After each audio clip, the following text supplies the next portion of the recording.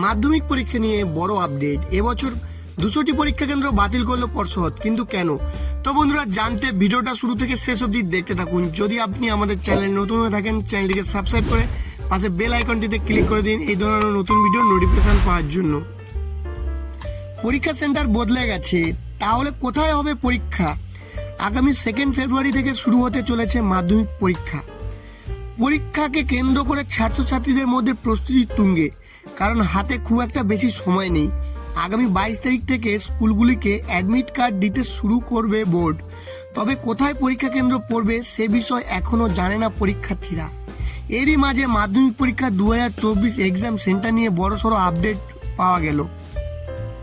সূত্র মারফত জানা যাচ্ছে 2024 সালে মাধ্যমিক পরীক্ষার সেন্টার অনেক কম। এবছর 200টির মতো সেন্টার বাতিল করেছে মধ্যশিক্ষা পর্ষদ। কিন্তু কেন এই পরীক্ষা কেন্দ্রগুলি বাতিল করলো পর্ষদ? এবছর কতগুলি সেন্টারে মাধ্যমিক পরীক্ষা হবে?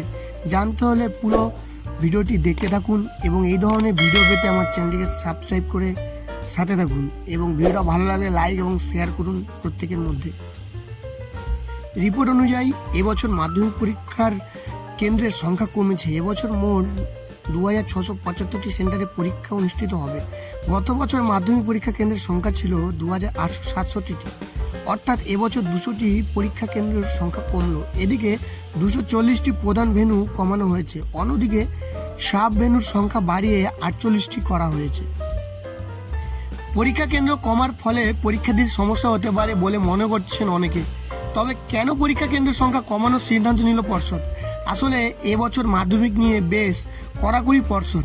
গত বছরগুলিতে প্রশ্ন ফাঁস সহ পরীক্ষা ব্যবস্থা নিয়ে একাধিক অভিযোগ উঠেছিল। এবছর প্রশ্ন ফাঁস রুখতে প্রথম থেকেই তৎপর পর্ষদ।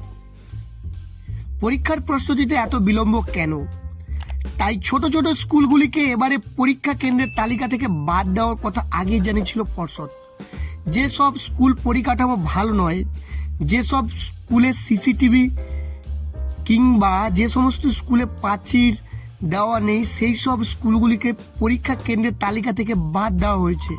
তবে পরীক্ষা কেন্দ্রের সংখ্যা কমলেও পরীক্ষা পরিচালনা পদক্ষেপের ফলে সুষ্ঠুভাবে এই পরীক্ষা সম্পূর্ণ হবে বলে আশাবাদী পর্ষদ। তো বন্ধুরা, যদি ভিডিওটা ভালো লাগে থাকে চ্যানেলটিকে সাবস্ক্রাইব করে পাশে বেল আইকনে ক্লিক করে দেবেন এই ধরনের নতুন ভিডিওর নোটিফিকেশন পাওয়ার জন্য। তো ভালো থাকবেন, দেখা হবে পরের ভিডিওতে এই ধরনের আরও ভিডিও নিয়ে। জয় হিন্দ।